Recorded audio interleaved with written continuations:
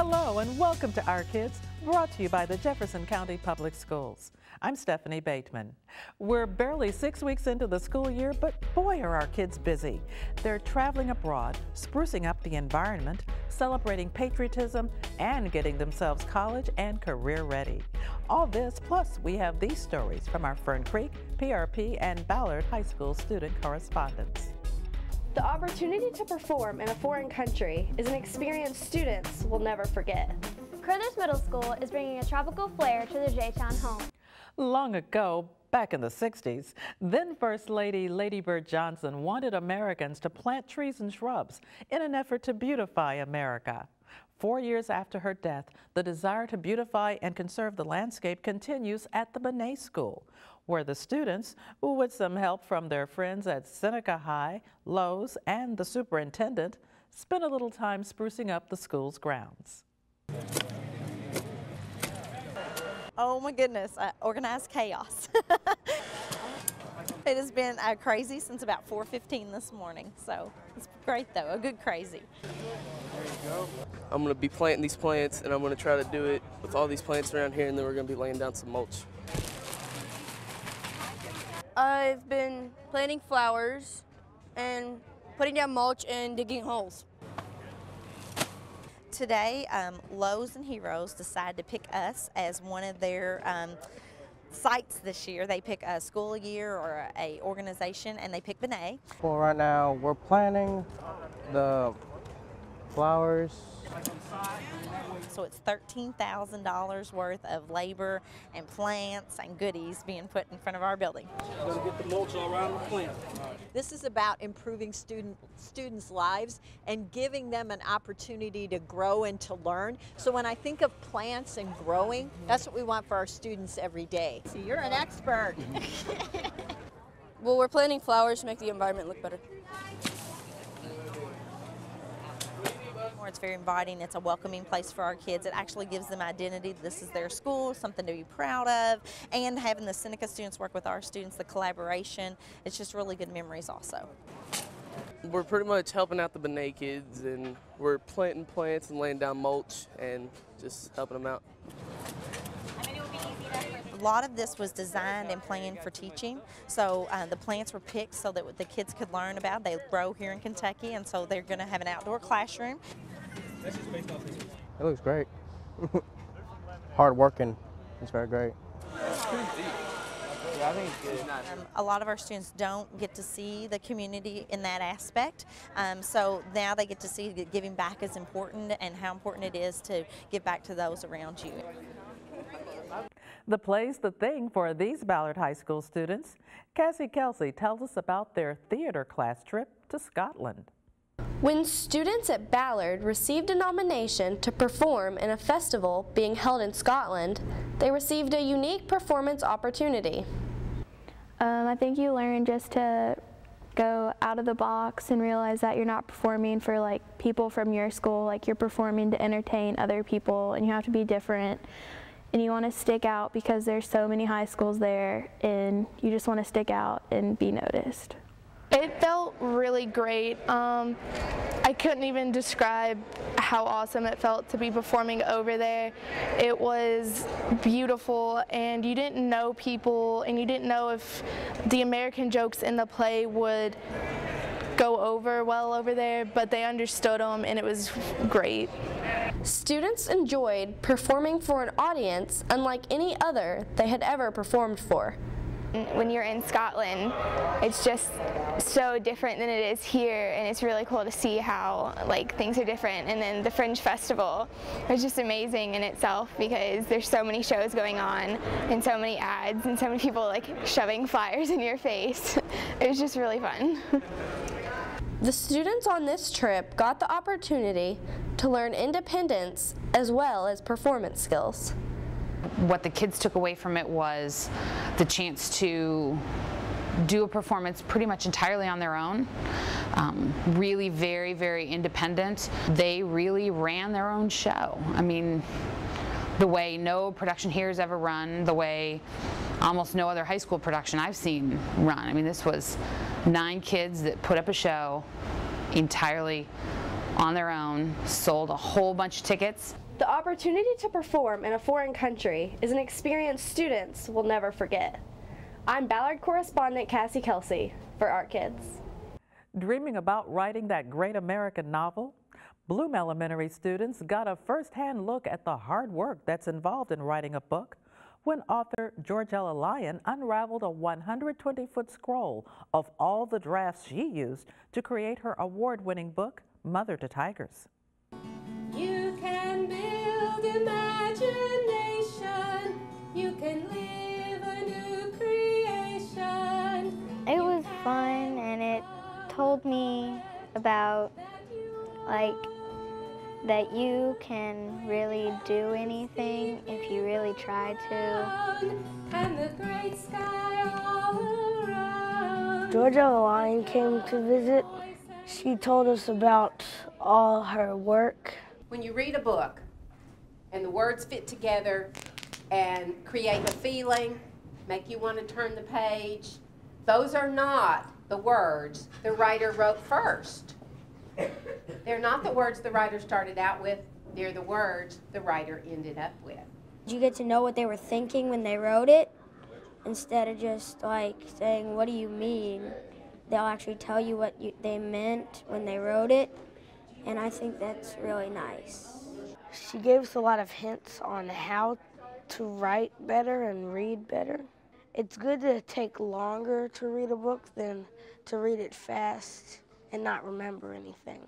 I copied all the drafts of this picture book, Mother to Tigers. Oh, we had that book. So this equals this. Well, when she pulled out the scroll, I didn't know that it was gonna be that long. Then put you in a box that would be your bed and a kitchen that would be your home till you got big enough to roam the apartment. She showed us the rough draft or the copy she made of that book, and it was really long. After a lot of writing and rewriting, stalking the sofa, pouncing on the chairs, and getting help and giving up, till you outgrew a human's house and went home to the Bronx Zoo. And that it was gonna overlap the circle. I thought it would just go around the circle once because there's so many 5th graders, but it just overlapped like a million times. Your name would be MacArthur. I didn't think somebody could work that much on a book and start over that much. And the woman who saved you, Helen Frances Teresa Delaney Martini, Mother to Tigers. Now that I've heard this author, I have more motivation to write. The ukulele is an instrument that doesn't get much respect, but that's all changing at Carruthers Middle School. Here's Melissa Payne with more. At Carruthers Middle School, students are being inspired through music, but not with an instrument you may think of. Carruthers Middle School is bringing big excitement to the classroom with tiny instruments. Under the direction of music teacher Daniel Blankenship, students are learning how to play the ukulele. Every school day for 12 weeks, 45 minutes a day, students from 6th to 8th grade have an enrichment class. This class teaches subjects to art and music and strays away from the normal classroom environment. Learning how to play the ukulele allows students to learn the basic principles of music theory. The ukulele class is unique, because there's, as far as I can tell, there's no other program in JCPS that offers the ukulele as part of the curriculum. This is different from any normal music class students are used to. It allows them to learn an instrument along with music in a unique and tropical way. In the class, students successfully learn how to play different songs along with notes, chords, and melodies. This is beneficial because it's a hands-on way to learn music. Plus, ukuleles are becoming more and more popular within the music industry. It's just the experience. I mean, all I thought of the ukulele was it's just a rinky-dink Hawaiian guitar. But now, really, it's not really that close to a guitar. In this class, students learn music by playing music. Plus, the island sound of the ukulele might keep their spirits warm as we approach cool weather. Carruthers Middle School is bringing a tropical flair to their J-Town home. For Our Kids, I'm Fern Creek correspondent Melissa Payne. Stay with us. We've got a lot more stories about our kids coming up. Welcome back. You're watching Our Kids, sponsored by the Jefferson County Public Schools. The Youth Performing Arts School students kicked off their new season with their tap shoes on, and boy, were they stepping out with style. Stepping Out is about a group of adults in London who are taking this tap class, and it's about people from all walks of life with different personalities coming together and working for the greater good of that first performance. Doing very well, Dorothy. Every scene you get to see them about a month later or so, and you just see them take the class, and by the end of the play you see how they've progressed with the tap dancing. 5, 6, 5, 6, 7, 8. They come to this class to learn how to tap dance, but also to find the little piece of themselves that they don't have anymore in their daily lives. Like they get to enjoy themselves and gossip. Are there many? Sorry? I was wondering how many there were in the class. Oh, not too many, just about the right number. Like flies. They come out in the summer and drop off in the winter. Like flies. Most of the class. We auditioned last May, and once I cast it, they were handed their scripts and their dialogue. It's because they're speaking in a British dialect. They were handed their scripts and said, okay, 8 weeks from now you have to come back, memorize all your lines with a dialect. It's very nice, yes. I like it. There you go, then, Andy. 3 quid. Yes, well, all right. It's hard work learning lines and dances because it's one thing to be a dancer and just learn the dances. It's another thing having to be the teacher and know the dance while say the steps at the same time. You wouldn't think it's that hard, but when you have to think it like 2 things at once, it becomes much trickier than you imagine. Plus, most of them had maybe a minuscule amount of tap experience. So they also had to learn how to tap dance. 7, 8. I was actually enrolled in dancing classes when I was about 2 years old, but I dropped it when I turned about 13. So it took a while to get a lot of those skills back, but once it was that muscle memory. Once I got it back, it wasn't too hard. It was just learning to coordinate my feet and to think about it and to think ahead and be in all those different places at once. What they learn from doing this production, they can apply to the next production. And over the years in their journey as an artist, cumulatively, they'll have gained mastery of how to put on a play, how to develop a character, how to do an ensemble piece in a certain style with a certain flair. Each play has its own challenges, but you can always take those lessons and apply them to the next play you do.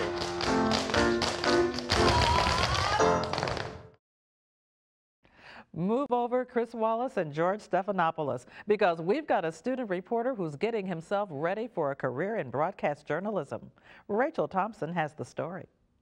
It's no secret that JCPS has a lot to offer a student interested in broadcast journalism, but you may be surprised to see how big some of these opportunities really are.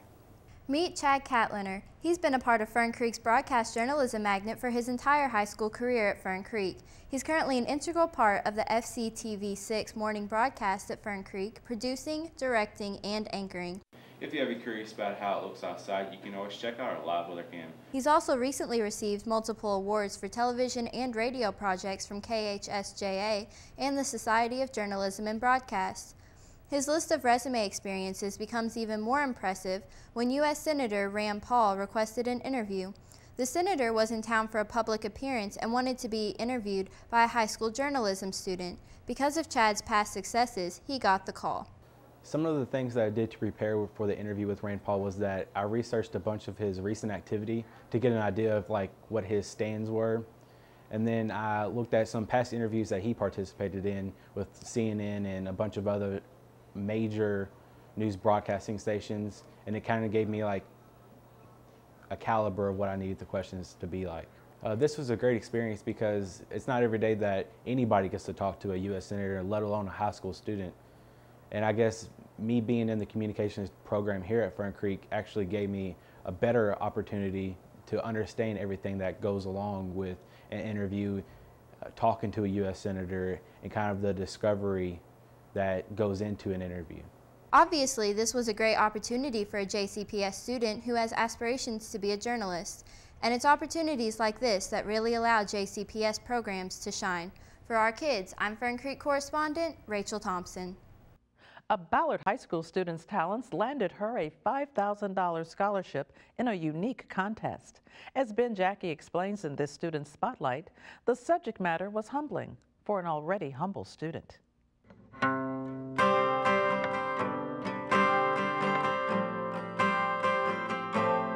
For every feeling, seemingly, there's a song, and so often the subject can be self-serving.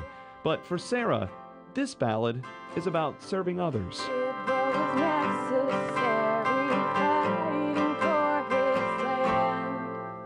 You could tell that she actually meant what she was saying, and it was an honest song.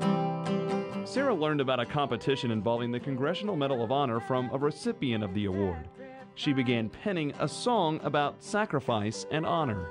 I was really thinking about all the servicemen for our country, everything they've done, and then of course I read up on a bunch of stories about some of the recipients, and they were just amazing, and it was really honorable to be able to write a song for them. That's the Medal of Honor, man, they kept our country safe. The song took just an hour to write initially, but getting to this point has been a long journey for Sarah. Over the last 4 years, the Ballard Choir has helped shape her both as a person and a musician. We don't teach music, we teach people. And you have to understand the distinction. It's not about the music is about us. I've been in choir with her for 4 years now, and every year I've watched her from freshman year to our senior year. She's grown completely in every way possible. She's become this very outgoing leader. Choir is just a great program because it's tons of kids all together, and we're all doing the same thing. Everybody has different parts, and it all comes together as one. But the Congressional Medal of Honor competition forced Sarah to step out on her own.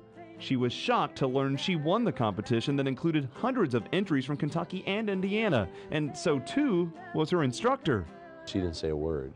I found out about it through the office, and then I just approached her and I said, "Is this true?" And she said, "Yeah, I did." I said, "Are you kidding me? That's great." I don't know. I've been very humble about it. Because as much as the achievement is Sarah's, the inspiration was the courage of others. A plaque sits on her wall, but the reaction of a veteran remains in her heart. And his wife came up to me afterwards and grabbed me, and he's like, "That meant so much to my husband, you put him in tears." This song is for them, I want them to hear it, and they heard it, and they loved it, and that just meant so much to them, that it affected them so deeply. We can stand up and be proud of those men who risked their lives. Well, Sarah wasn't the only JCPS student who did well in this competition. In fact, there were 6 finalists from across the district, including 2 more here at Ballard. For Our Kids, I'm Ben Jackie. Thanks, Ben. Good nutrition and healthy lifestyles are important to student success. So we're kicking off a new feature, Our Kids' Health. Here's Shayla Rhodes. The USDA offers these tips for healthy eating. Make sure half of your grains are whole grains. Choose a wide variety of vegetables and lots of colors. Eat whole fruits instead of juices. Opt for low-fat dairy products such as yogurt and skim milk, and include beans, nuts, and fish in your protein servings. I'm Shayla Rhodes from Pleasure Ridge Park High School with What's Happening with Health. Thanks, Shayla. When Our Kids returns, we'll take you to a very different homecoming event. Butler Traditional High School students started a new tradition this year, the first annual Butler Homecoming Walk and Health Fair. The event raised funds for the American Cancer Society in honor of Richard Buchanan, a science teacher who passed away last year. We're the Butler Bears, and this is the Bear Walk. We're doing 2 miles, and it has been raining, and everybody's hair is wet, but it's been fun. We're having a wellness walk. We're calling it a bear walk and a health fair. And we're doing the walk in honor of Richard Buchanan. He's a teacher that passed away of cancer last year. So we're donating proceeds to the American Cancer Society. And we're just trying to promote wellness and fitness school-wide, and so there's a health fair and a walk. We're walking 2 miles around Chavley Park. I think it's important to walk because it's like making you exercise. Well, as far as exercise, the #1 cause of death in the U.S. today is lifestyle disease and heart disease. And we know there's a huge problem with obesity and type 2 diabetes. So I do tell my kids, it doesn't matter if you're making 6 figures, you're a rock star, doctor, lawyer, if you don't have your health, what do you have? Your health is priceless. So we really want to, the PE and health department, exercise is our passion. We try to role model that with our kids. We thought this would be a great way, a first step in getting people more active. It's like important to help out the community and everything. We had no idea how many students to expect. We didn't know if we'd have 100, 200, 1,600, and we had about 1,400 participants for our first year. It's been awesome.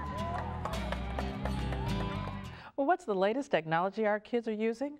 Well, in this second new feature, Tech Tips, Whitney Stevenson shares some internet tips for safe surfing. Kids need to make sure to stay safe while searching on the internet. Here are a few tips to keep in mind. Never give out any personal information like a full name, an address, or a social security number. Never give anyone your password, even your best friend. Don't open any files from unknown senders. My name is Whitney Stevenson from Ballard High School, and that's your Tech Tip of the Month. Hyde Elementary takes time each year to celebrate the meaning of citizenship and patriotism by gathering around the flagpole to raise the American flag and sing the national anthem. Well, today's Patriot Day, and we're remembering 9/11, and that's a challenge with elementary kids, especially since none of these kids were born when 9/11 happened. Good morning, boys. It's become a tradition here to remember 9/11, but do it in a positive way. We start our day at the flagpole rather than in the classrooms. And we encourage everybody to wear their red, white, and blue, and I appreciate everybody that could do that. And today is a positive day, and it's a day to be proud to be an American.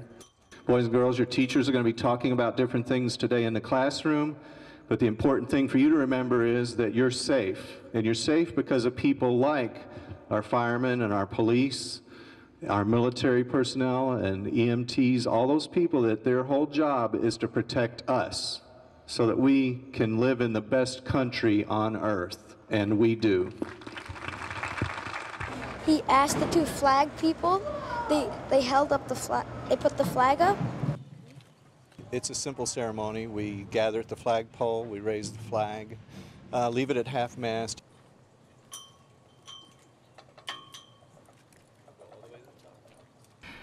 Join me in a moment of silence. And now we'll recite the pledge to the flag. I pledge allegiance to the flag of the United States of America. And then sing the national anthem.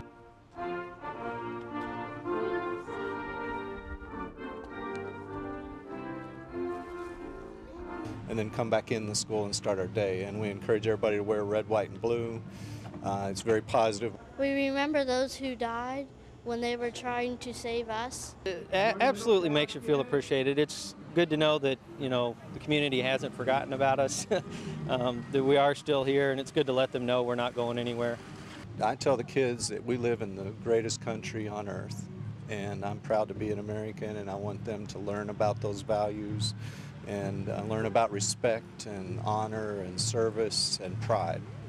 And so, this is a great country, and it's a great opportunity here for everybody, and we want to encourage that and support kids so that when they leave us, that's their mindset.